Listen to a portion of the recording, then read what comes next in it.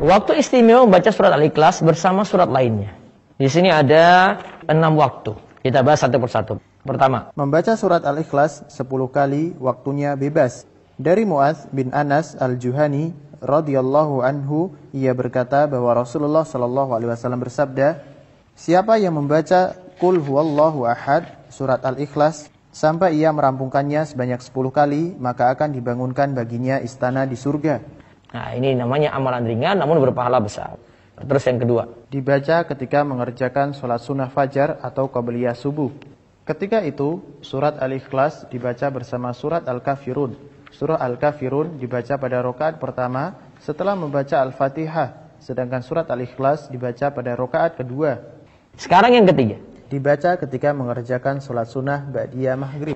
Abdullah bin Mas'ud radhiyallahu anhu mengatakan, aku tidak dapat menghitung karena sangat sering aku mendengar Rasulullah sallallahu alaihi wasallam membaca surat pada sholat 2 rakaat ba'diyah maghrib dan pada sholat 2 rakaat qabliyah subuh, yaitu Qul ya ayyuhal kafirun, surat Al-Kafirun, dan Qul huwallahu ahad, surat Al-Ikhlas.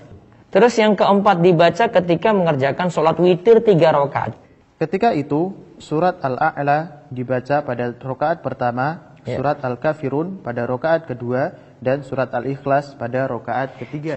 Dari Ubay bin Ka'ab, ia berkata, Rasulullah sallallahu alaihi wasallam biasanya melaksanakan salat witir dengan membaca Sabbihisma rabbikal a'la, surat Al-A'la, Qul ya ayyuhal kafirun, surat Al-Kafirun, dan Qul huwallahu ahad, surat Al-Ikhlas.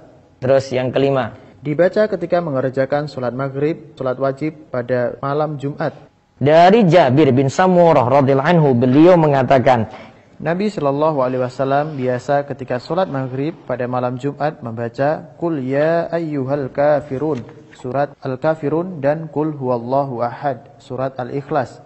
Terus yang terakhir yang keenam, ketika salat 2 rakaat di belakang makam Ibrahim setelah tawaf.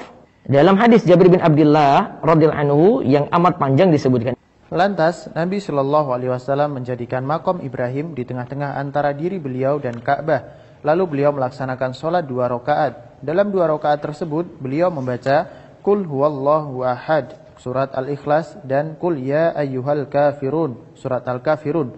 Dalam riwayat yang lain dikatakan beliau membaca Qul ya ayyuhal kafirun, surat Al-Kafirun, dan Qul huwallahu ahad, surat Al-Ikhlas.